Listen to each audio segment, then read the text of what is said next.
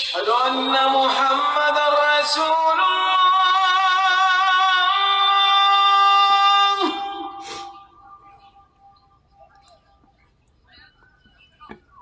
أشهد أن محمد رسول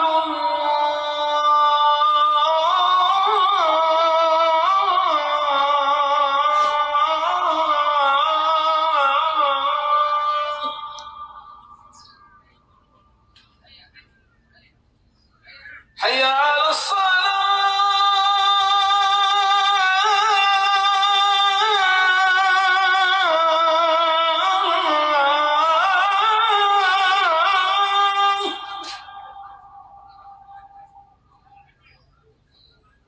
حي على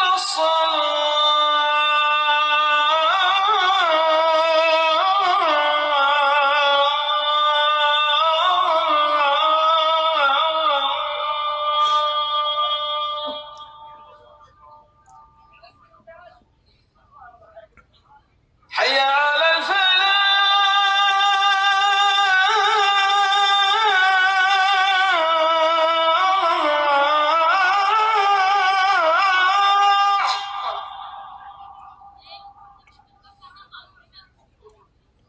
حي على الفلاح.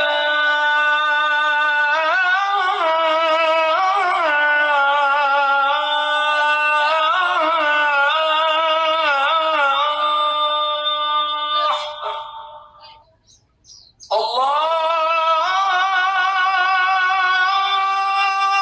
أكبر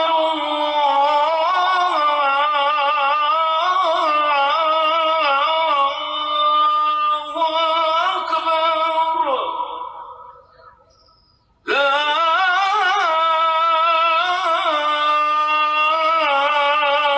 إله إلا الله.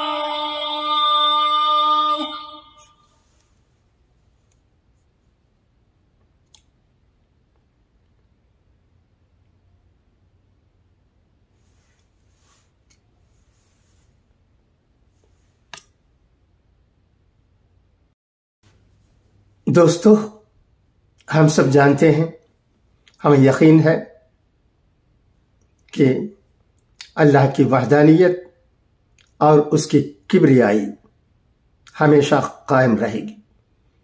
انہیں کوئی نظر انداز نہیں کر سکتا.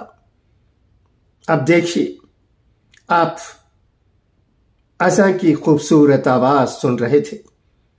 ہم بھی یہاں اٹلانٹا میں ہیں. یہاں مسجدوں سے، چرچوں سے یا مندروں سے کوئی آواز نہیں آتی ہے، مگر گھر بیٹھے ہم اذان کی آواز کو بھی ایپ کے ذریعے سن سکتے ہیں.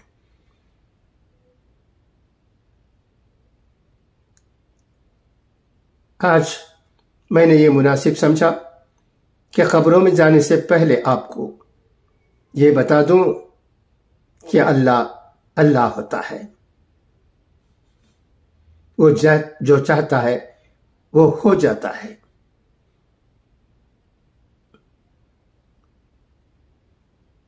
وہ تمام چیزوں پر قادر ہے.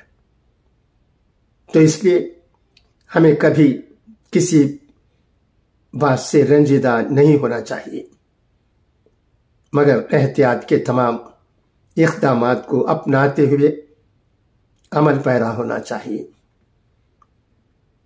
کل کار کا جو حادثہ وانیا بڑی میں پیش آیا، اس میں آمبور کے 5 بچے تھے. ایک بچے کا انتقال ہو گیا. لوگوں کی دعائیں ہیں اس بچے کے ساتھ ہیں، مغفرت کے لیے دعائیں کر رہے ہیں. یہ خبریں ہمیں یہاں اٹلانٹا میں بھی موصول ہو رہی ہیں. جنازے میں بھی لوگوں کی کثیر تعداد رہی ہے. ہمیں احتیاط کی ضرورت ہے. یہ بات میں پھر ایک بار کہہ دینا ضروری سمجھتا ہوں تاکہ والدین اپنے بچوں کو ہدایت کریں کہ وہ تیز رفتار سے گاڑی نہ چلائیں۔ اگر گاڑی چلانا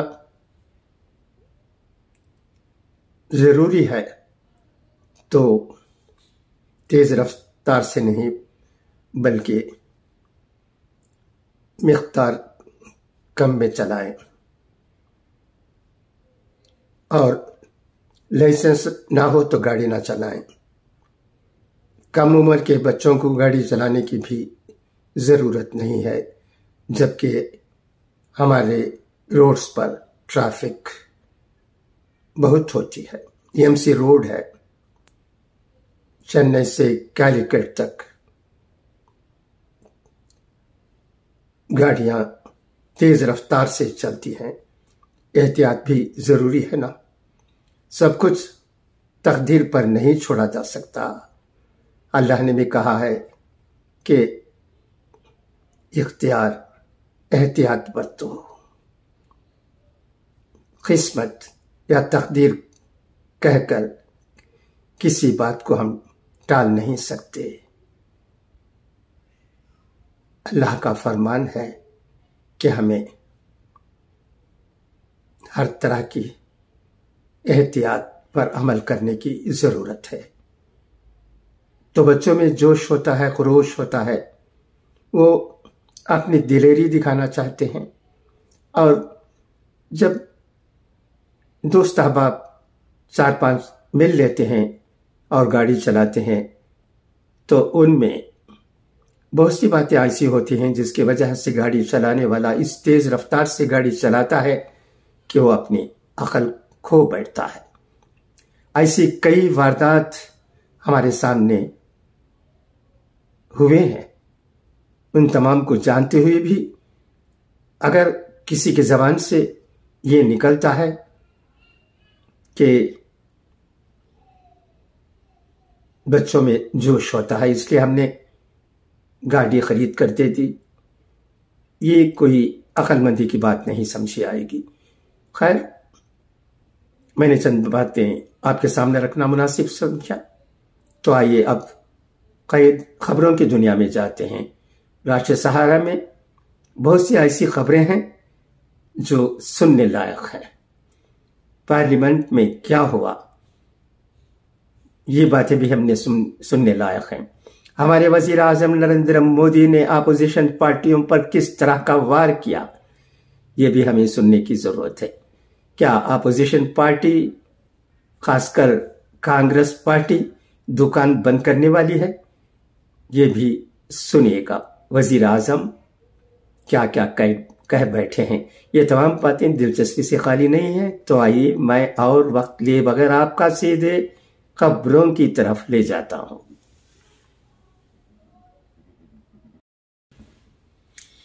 نئی دہلی، وزیر اعظم نریندر مودی نے کانگریس سمیت اپوزیشن جماعتوں کو نشانہ بناتے ہوئے پیر کو لوک سبھا میں کہا کہ اپوزیشن نے طویل عرصے تک اقتدار سے باہر رہنے کا تہیہ کر لیا ہے۔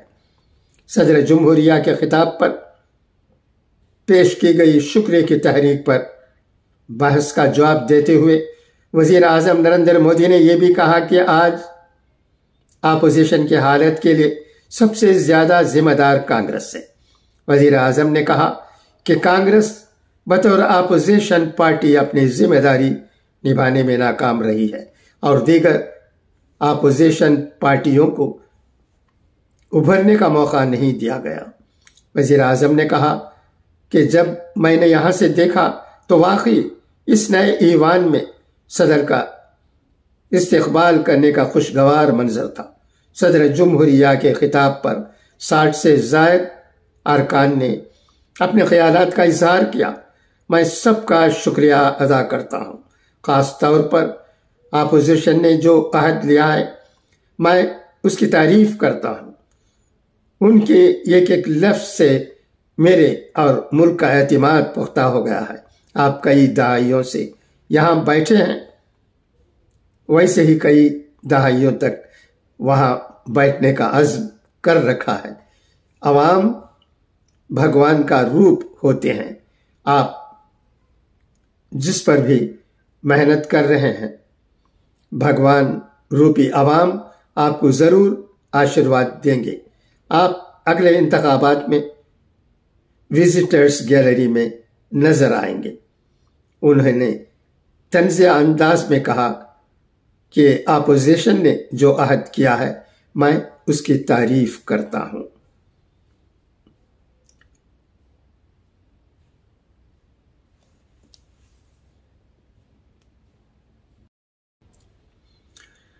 ان کی تقریروں سے یہ عہد پختہ ہو گیا ہے کہ انہیں طویل عرصے تک وہیں رہنا ہے۔ پی ایم مودی نے کہا کہ آپ یعنی اپوزیشن، ان میں سے بہت سے لوگ الیکشن لڑنے کی ہمت کھو چکے ہیں۔ کچھ نے پچھلی بار بھی سیٹیں بدلی تھیں اور اس بار بھی تبدیل کرنے کی کوشش کر رہے ہیں۔ کانگریس پر طنز کرتے ہوئے انہوں نے کہا کہ ملکارجن کھڑگے جی ایک ایوان سے دوسرے ایوان چلے گئے، غلام نبی آزاد پارٹی سے ہی شفٹ ہو گئے، ایک ہی پروڈکٹ کو لانچ کرنے کی کوشش میں ہے۔ کانگریس کی دکان بند کرنے کی نوبت آ گئی ہے۔ وزیر اعظم نے امید ظاہر کی کہ ان کی تیسری میعاد میں ہندوستان دنیا کی تیسری سب سے بڑی معیشت بن جائے گا۔ انہوں نے کہا کہ کانگریس اس طرح سے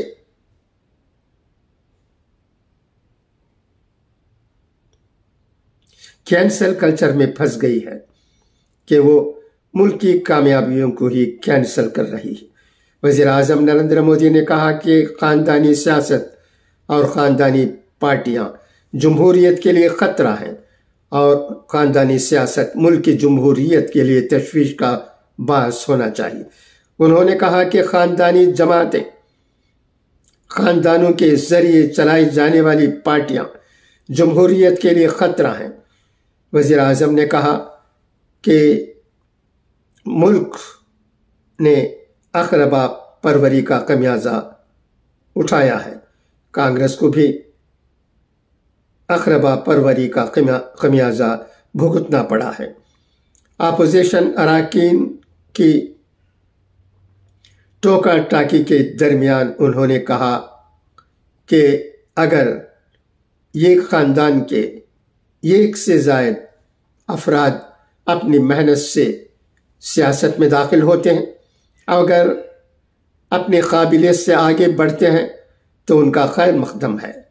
وزیر اعظم نے کہا کہ ایک خاندان کے 10 افراد کے سیاست میں آنے سے کوئی نقصان نہیں، لیکن ہم ایسی خاندان پرستی کی بات کر رہے ہیں جس میں صرف ایک خاندان ہی پارٹی چلاتا ہے۔ پارٹی کے تمام افراد ایک خاندان کے ذمہ دار ہوتے ہیں۔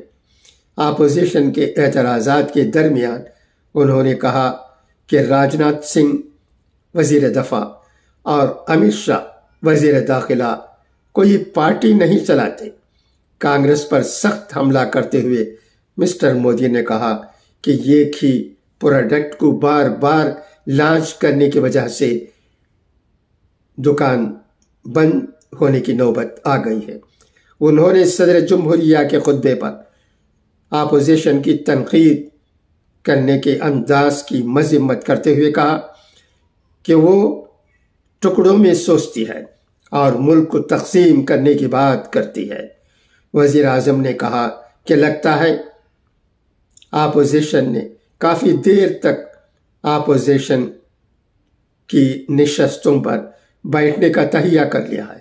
مسٹر مودی نے کہا کہ صدر جمہوریہ نے اپنے خطبے میں خواتین، غریبوں، کسانوں اور نوجوانوں کو ملک کے 4 ستون قرار دیا ہے اور ترقی یافتہ ہندوستان کے لیے ان کی ترقی کی ضرورت پر زور دیا ہے، لیکن حزب اختلاف ان طبقوں کے लोगों को अक्सरियत और अक़लियत के चश्मे में देखती है।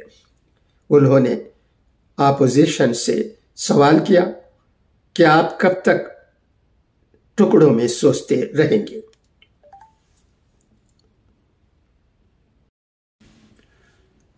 दोस्तों, आपने हमारे वजीर आज़म मोदी जी की तकरीर जो पार्लियामेंट में हुई थी उसे मैंने पढ़ा है, आपने सुना है। मोदी जी बहुत सी बातें सच्चाई पर मबनी करते हैं, इसमें हम जैसे लोगों को कोई शक नहीं है। मोदी जी भी ये भी कहते हैं कि कांग्रेस ने हिंदुस्तानियों को अक्सरियत और अक़लियत में तकसीम किया है। ये बात भी सच हो सकती है, मगर मैं और मुझ जैसे लाखों लोग, उनमें मुख्तलिफ मज़ाहिब के लोग होंगे, मोदी जी से ये सवाल करना चाहते हैं। मोदी जी अपने दिल पर हाथ रखकर कहें कि वो हिंदुस्तानियों को अक्सरियत और अक़लियत में तकसीम करते हैं या नहीं। बीजेपी की तकसीम किस किस्म की है और कांग्रेस की तकसीम किस किस्म की थी, ये सोचने की बात है। मगर हमको, हिंदुस्तानियों को डरने घबराने की जरूरत नहीं है। हम खुदा पर यकीन रखते हैं, जैसा कि हिंदुस्तान में रहने वाला हर फर्द रखता है। मगर सियासत के लिए एतिमाद को इस्तेमाल करना कहां तक दुरुस्त है, यह भी सवाल किया जाता है। लोग, हम हिंदुस्तानी सोचते भी हैं, समझते भी हैं और सियासत की चाल को समझने की कोशिश भी करते हैं। किसी ने कहा था ना कि तमाम को हर वक्त में धोखा नहीं दिया सकता, इसका भी एक वक्त होता है। मगर मोदी जी ये समझ न बैठे कि हमेशा लोग उनकी हर बात पर एतमाद करते रहेंगे और उन्हें वोट देते रहेंगे। ये तीसरा मौका है, उनकी कोशिश हो रही है कि वज़ीर आज़म बने। हम जैसे लोग ज़रूर ये समझते हैं कि ये मौका भी उनको मिल सकता है, मिलने दीजिए। अगर हम हिंदुस्तानी सोचते हैं कि तीसरी मरतबा भी वज़ीर आज़म नरेंद्र मोदी जी वज़ीर आज़म बने तो ठीक है, हमें यह मंजूर है। मगर मोदी जी की सियासत में भी तब्दीली आनी चाहिए। वो हमेशा की तरह वही बातें ना करें लोगों को तकसीम करने की, बल्कि उसूलों की बात करें, बल्कि लोगों की भलाई व बहबूदी के लिए जो कुछ करना चाहिए वो करें। हो सकता है मरकज़ी हुकूमत से चंद अच्छे काम भी हुए हों, तमाम काम को हम नजरअंदाज नहीं कर सकते, गलत नहीं कह सकते। 140 करोड़ लोगों के मुल्क को चलाना आसान बात नहीं है। इसमें ओमिशंस एंड कमीशन हो सकते हैं, ठीक है, मगर हमेशा वो पॉलिसी नहीं रहनी चाहिए जिनकी वजह से हमारे मुल्क में रहने वाले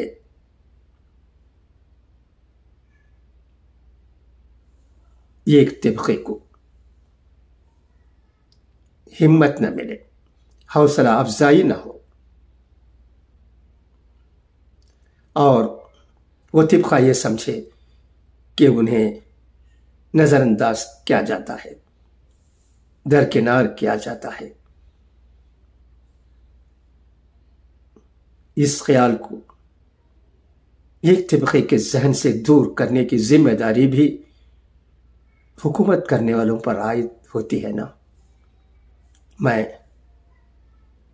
درخواست کرتا ہوں بی جے پی کے تمام لیڈران سے کہ وہ اس پر سوچیں۔ میں تمل ناڈو کا رہنے والا ہوں۔ میں کئی مرتبہ یہاں رہنے والے بی جے پی صدر اناملئی صاحب کی باتیں سنا ہوں۔ میں ان سے بھی درخواست کرتا ہوں کہ وہ ایک طبقے کے ذہن سے اس خیال کو دور کرنے کی کوشش کریں کہ انہیں بی جے پی کی طرف سے نظر انداز کیا جاتا ہے، درکنار کیا جاتا ہے۔ اس کی ضرورت ہے۔ ایک ہندوستانی ہونے کے ناطے میں یہ بات کہہ رہا ہوں۔ دوستو، اس سلسلے میں آپ کیا سمجھتے ہیں؟ میں آپ کے خیال کا انتظار کروں گا۔ اب آئیے ہم راشٹریہ سہارا روزنامے میں چھپی اور خبروں کی طرف نظر کرتے ہیں۔ رام گڑھ، جھارکھنڈ میں کانگریس کی بھارت جوڑو نیائے یاترا کے چوتھے دن آج پارٹی کے لیڈر راہل گاندھی نے اپنی یاترا کا آغاز رام گڑھ کے مہاتما گاندھی چوک سے کیا۔ اس دوران راہل نے سائیکلوں پر کوئلہ لے جانے والے نوجوانوں سے ملاقات کی۔ راہل نے 200 کلو کوئلے سے لدی سائیکل پر سواری کی، جس کی تصویر تیزی سے وائرل ہو رہی ہے۔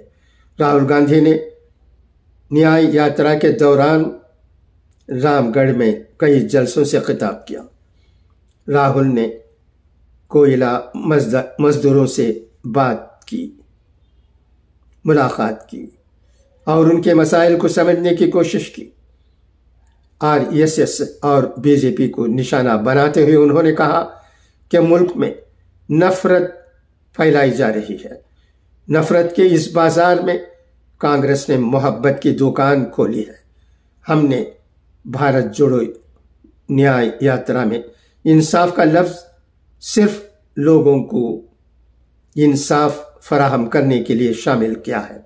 راہل نے کہا کہ جی ایس ٹی اور نوٹ بندی کی وجہ سے بے روزگاری میں اضافہ ہوا ہے۔ انہوں نے کہا کہ بی جے پی نے نوجوانوں کا مستقبل خراب کر دیا۔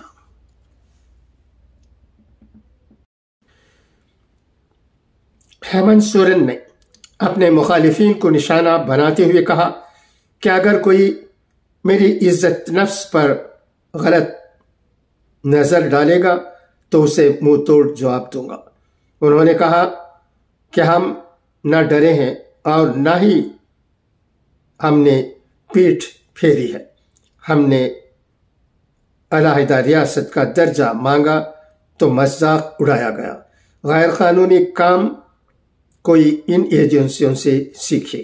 سابق وزیر اعلیٰ نے یہ بھی کہا کہ بہت منصوبہ بندی طریقے سے 2022 سے 31 جنوری کے واقعے کی اسکرپٹ لکھی جا رہی تھی۔ میری گرفتاری میں راج بھون بھی شامل ہے۔ قبائلی طبقات کے تئیں حکمران جماعت کی جو نفرت ہے وہ ہماری سمجھ سے بالاتر ہے۔ ہیمنت سورین نے بی جے پی پر حملہ کرتے ہوئے کہا کہ وہ کہتے ہیں ہم جنگل میں تھے اور ہمیں جنگل میں ہی رہنا چاہیے۔ یہ ہمیں اچھوت سمجھتے ہیں۔ ہم برابر میں آ گئے تو ان کے کپڑے گندے ہو گئے۔ ان کو میرے ہوائی جہاز میں پرواز کرنے سے دقت ہے، میرے 5 اسٹار ہوٹل میں رہنے سے دقت ہے، میرے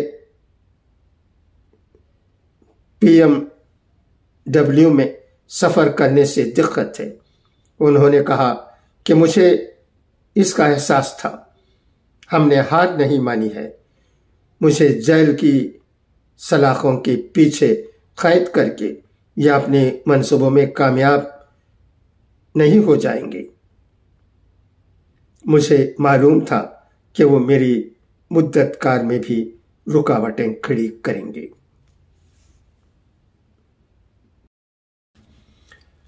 اچھا تو اب آئیے اقوال زرین سنیں۔ بھوکے کے لیے روکھی روٹی بھی نعمت ہوتی ہے۔ سخاوت کا ہاتھ طاقت بازو سے بہتر ہے۔ نااہل کی تربیت کرنا ایسا ہی ہے جیسا گنبد پر اخروٹ رکھنا۔ خلوص ایک ایسا جذبہ ہے جو صرف پیار اور محبت پر استوار کیا جاتا ہے۔ اچھی اور نیک عادات، نرم اور شیریں گفتگو بہت سی مشکلیں آسان کر دیتی ہے۔ سب سے حلال وہ لقمہ ہے جو اپنی کوشش سے ملے۔ خدا حافظ، فی امان اللہ۔